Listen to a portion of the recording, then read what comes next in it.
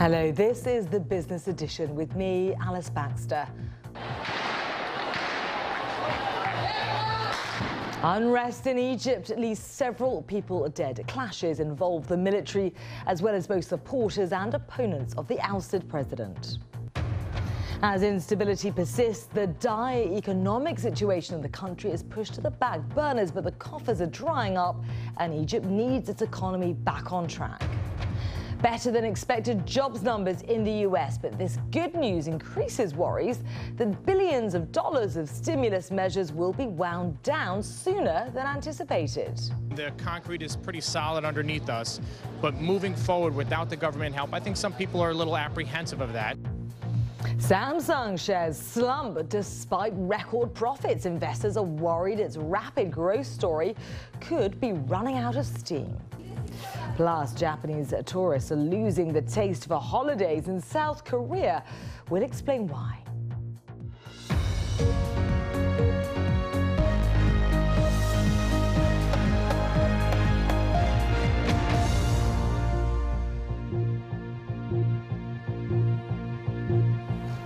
A very warm welcome to you. Now, tensions remain high in Egypt today. Pro-Muslim Brotherhood supporters took to the streets in what they're calling Rejection Friday. Ben Brown is in Tahrir Square. Hello and welcome from Cairo's Tahrir Square on a day when Egypt's political crisis has deepened. The situation now dangerous and volatile. There have been clashes through the day between pro and anti-Morsi supporters, and they have left 10 people dead, we're now hearing from the Egyptian Health Ministry. 4 of them here in Cairo when protesters who were loyal to the ousted president marched on an army building where they believed he'd been arrested and detained. In the clashes there, live gunfire is believed to have been used by the troops surrounding that building, and 4 protesters killed. Another one has been killed this evening, we're hearing, in clashes between the rival gangs of protesters on the outskirts of Tahrir Square here just behind me. So it's been a very difficult day. It began with Friday prayers and many of those supporters of the ousted President Mohamed Morsi taking to the streets as soon as Friday prayers were over. Their leaders had told them to come out onto the streets to make this what they called Rejection Friday, a day when they would show the world and show Egypt that they weren't prepared to put up with the dismissal of their president, a man they say was legitimately, democratically elected only 12 months ago. And they say that the action by the armed forces of Egypt against him to remove him from office was nothing other than an illegal coup d'etat. Well, our correspondent Quentin Somerville reports on the day's events. At Friday prayers, they began with a plea for unity, a plea for Egypt, and then President Morsi's supporters started to march. We are the people, they shouted, down with military rule. On this man's chest, a single word: martyrdom. Friday prayers have just finished and the mood here has changed dramatically. They're on their move in their thousands and they're demanding the return of their ousted president and the return of democracy to Egypt. These are the Morsi faithful, passionate and furious. This was the crowd from just a single mosque. No one will steal our freedom again. What about President Morsi? President Morsi is still the president. Yes. I believe that in a very few hours or very few days he will get back to his position. We are sticking together. But since early morning, the army had been getting into position. Parts of the city were locked down. Soon the two sides confronted each other. An army officer orders the unarmed protesters to get back. They refuse to move. Hit me, shouts this man. First, there's firing into the air with automatic weapons. Then they fired directly at the protesters. There's chaos. A man is killed and others injured. The army then used tear gas. At the other side of town, it was a different scene. For those who wanted President Morsi to go, this is a reassuring sight. For them, the army is on their side. Sam and his father Yehia say Cairo is safer with troops on the street. We need peace and safe to our country, that's all we need. And they are not safe anymore. That's why we need the army here everywhere. But Cairo was a battleground today. The military's intervention in politics here has exposed, not healed, Egypt's deep inner conflict.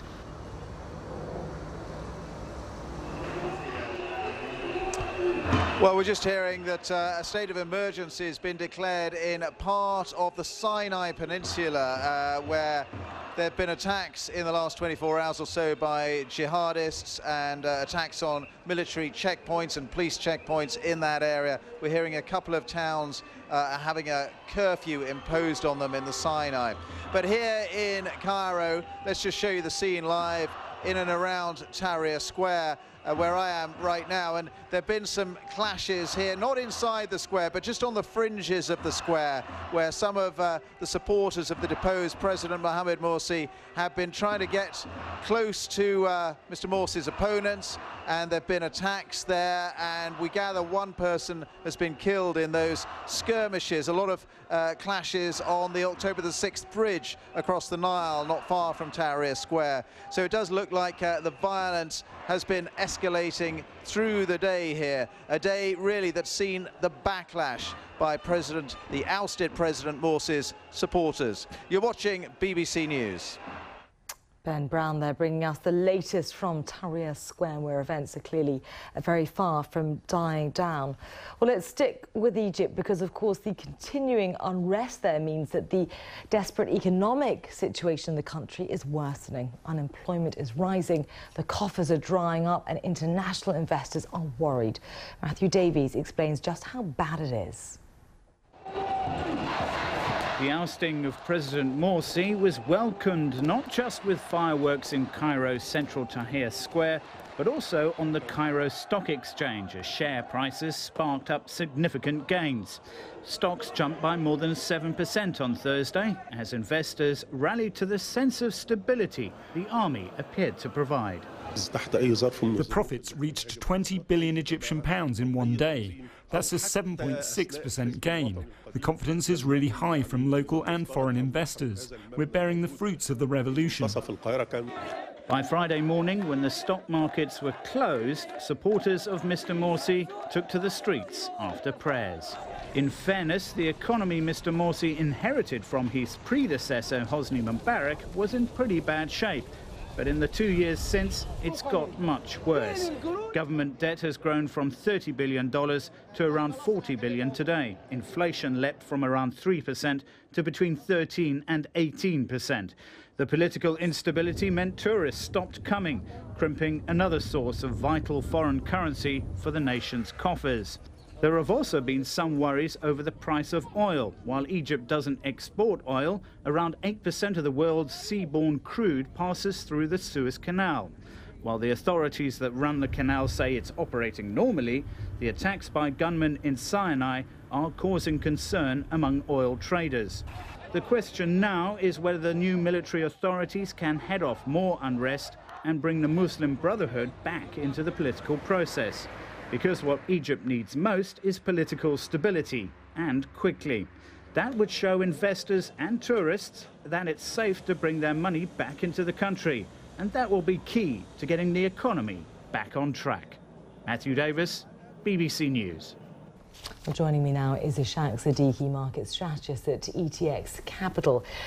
Even while all of this stuff is unravelling on the streets in and around Tahrir Square, interestingly on the markets, investors actually seem fairly optimistic about Egypt at the moment. Yeah, well, look, people are looking for long-term value in an emerging market space. Emerging markets have been tarnished since the Federal Reserve announced their intentions to reduce liquidity in the market. That does, on a longer-term perspective, mean opportunities in the market. When it comes to what this means right now on a near-term level, very risky. Emerging markets are high risk, high return. You'd rather go for a developed growth-focused market like the US. But Thursday we saw this biggest one-day increase on the stock market in Cairo. Absolutely. I mean, today they were closed, but... Massive overreaction, personally, that's what I think. The reaction was based on Morsi's removal and the hope that we may now get a government in place which will be more economically beneficial to the country as opposed to Morsi. I don't think that's going to last. The market's chair for Egypt is not going to continue. We're going to continue seeing a slide on the Egyptian pound in the near term. Let's talk about oil, because the price spiked. Absolutely. It spiked. It's at 14-month highs now. Not at a dangerous level. It hasn't got the market worried too much. I think the big concern is the disruption of supply going through the Suez Canal. Now, really, it's about 2% of global oil production that travels to the Suez. So the market's reaction is somewhat unwarranted. It is. We have to remember that the market it's a psychological beast, and we're just reacting to the perceived worries that if the political and economic situation disintegrates further and it spirals out of control, then we're going to see a much more volatility come into the market, in the oil market, and we might see further spikes in oil, and that would be a dangerous situation going ahead into the next quarter. Indeed, it would. And what about foreign investment in Egypt? Because that's a big concern, Absolutely, isn't it? The US amount of money in there, the Saudi money, Qatar money. Absolutely. That's a worry. Big worry. This is a country that's in urgent need of funds, very urgently, and it's crippled. The economic conditions out there are very dire. Now, when it comes to funding, we've seen with Egypt, it's in this state where foreign investment has dried up. The Qataris have been pumping money into Egypt since Morsi's through his tenure. However, they might have to change their language because they supported Morsi. They were an ally of Morsi. Now they will have to politically get on the side of any new government that comes in place. At the same time, the UAE will have to step in. The Saudis have already welcomed the removal of Morsi and said that they will encourage a new government, and for that reason it's likely they're going to provide support, but the big funding will come from the IMF. Now that deal is pretty much dead in the water at the moment. The IMF can't really bank on a country that's not politically stable at the moment. It's $4.8 billion. I think investors will start becoming a little bit more chirpy on Egypt once Egypt is funded correctly. We're going to have to see those donations come in. All eyes on the International Monetary Fund to see what their next move is. Ishaq Siddiqui from ETX Capital, many, many thanks. Thank you. Now, do stay with us here on BBC News, because there's still a lot to come, including Samsung. Its shares slumped despite record profits. Investors are worried its rapid growth story could be running out of steam.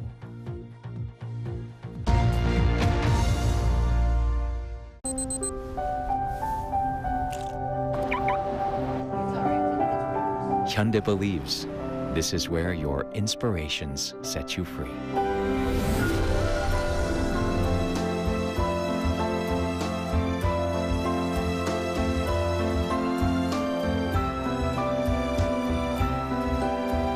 Hyundai makes every drive brilliant. Live brilliant.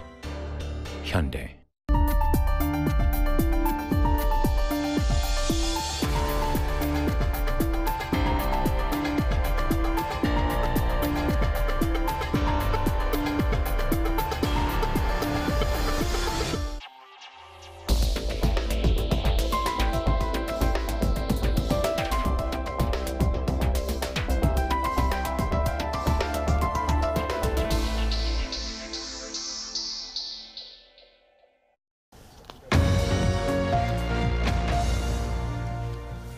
This is the Business Edition with me, Alice Baxter. Good to have you with us. The top stories this hour.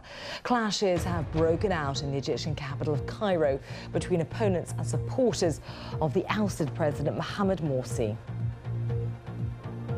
As instability persists, the dire economic situation in the country is pushed to the back burners, but the coffers are drying up and Egypt needs its economy back on track.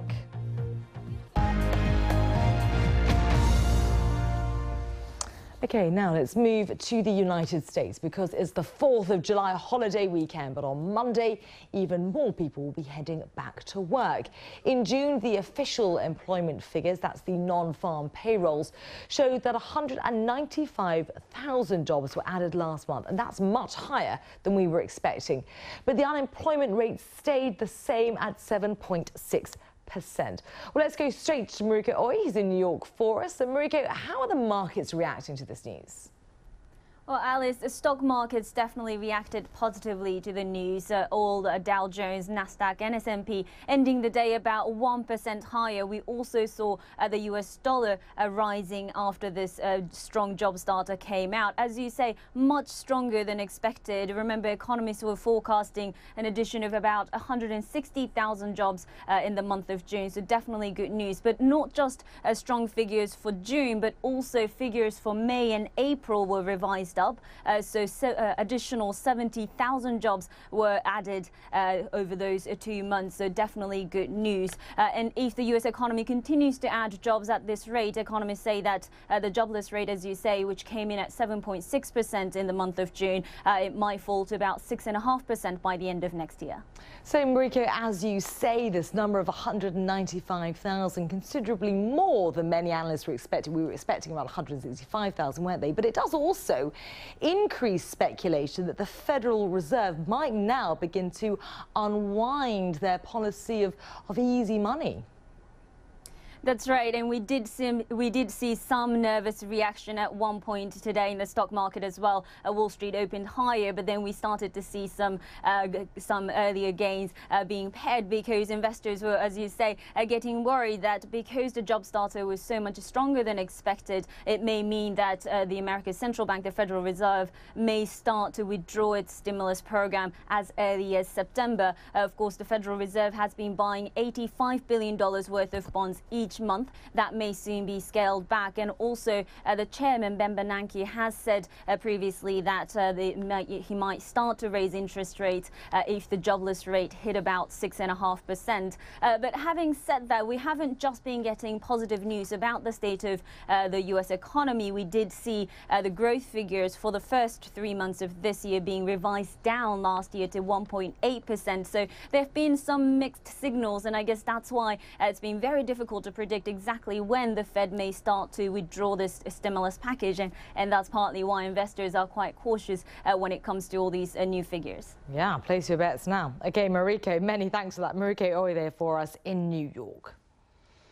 Now, when are record profits simply not good enough? Well, that seems to be the problem for South Korean electronics giant Samsung. In the last few hours, it's released estimated earnings for the April to June period ahead of full quarterly earnings in a couple of weeks' time. Well, it said it made an operating profit of some, wait for it, $8.3 billion in the last 3 months. That was up 47% on the same period last year and a record figure for the company. But like Apple, its bitter rival in the smartphone market, Samsung is finding that record results simply aren't enough to satisfy investors who are anticipating even faster growth in earnings. Mark Gregory reports. Samsung sold 10 million Galaxy S4s in under a month after its new flagship smartphone was released in April. But the multiplying success of the model has left investors cold. They were expecting even faster growth from the company. Samsung shares plunged in the latest day's trading, capping a drop of almost $30 billion in its stock market value in the last month. Investors fear the period of spectacular expansion in sales of top-end smartphones like the Galaxy S4, which make huge profits, is drawing to a close. But it's not all gloom and doom. Experts say Samsung is well placed in other areas. We are still at the very early stages of mobile phones or the connected world. Only mobile phones and smartphones are connected well. A large range of different kinds of devices between healthcare devices and devices in the public spaces are all going to get connected, and Samsung is fairly well poised to benefit from these major transformations we are likely to see over the next decade or so. Samsung risks the same fate as arch-rival Apple. The iPhone maker has seen its shares lose nearly half their value in a few months, even though its brand remains strong and its profits high. The danger is investors' expectations get so high, they're almost certain to be disappointed. Apple has been grappling with a crisis brought on by the scale of its past success. Now Samsung could go the same way. Mark Gregory, BBC News. Well, Tom Cheesewright is a technology expert and blogger of Book of the Future, and he joins me live now from Salford. Tom, many thanks for joining me. Well, as we were just saying, Samsung, like Apple last year, it posts these record profits, and yet analysts and experts everywhere are saying that it failed to meet expectations. So are our expectations just too high? It's very hard to keep the markets happy, isn't it? You go on this enormous spree of growth and beat expectations, and still your shares fall. I think the problem is that they're looking at the future. They're not looking at today. They're not looking at these results. They're looking at what the fact that they didn't meet expectations really means. The big markets for Samsung's devices, the Western developed world, are starting to get saturated. 50–60% ownership of a smartphone. They've got some very, very aggressive competitors snapping at their heels, and they're seeing perhaps this is the end of that long period of success for Samsung. Let's talk about those aggressive competitors. Let's talk about the threat from these Chinese makers that we're seeing moving onto the market, making these very attractive and very cheap models comparatively, from the likes of Huawei and ZTE particularly. Absolutely. I mean, Huawei's a prime example. Yeah, they came into the network market a few years back and really disrupted the market for network equipment. They're now coming in on the consumer side. They're launching very attractive devices. They're coming in at significantly lower price point, about 25% lower on RRP than the top of the range Samsung devices, and they have great relationships with the operators and the retailers. They're a serious threat to the dominance of Samsung, and actually even more so to the second tier players like HTC. Apologies for my pronunciation. Of course, it should have been Huawei. But let's not just talk about the high-end smartphone market, because Samsung also makes PCs, doesn't it, and chips. How do they do? So they're very strong on the component side, on the memory chip side, and one of the big strengths of Samsung, other than its big R&D budget, is this diversification. The problem is at the moment so much of its profits are concentrated in the smartphone division. 60–70% of its profits come from phones. So if that division starts to slide, they've really got to aggressively make up for it in the other divisions and push those, maybe put some of the same marketing effort they have into phones into some of the other divisions, and maybe look at what replaces phones down the line. OK, Tom Cheesewright, many thanks for that update from Salford. Now, South Korea has long played host to millions of Japanese tourists each year, drawn to Seoul by the popularity of Korean celebrities and new shopping opportunities.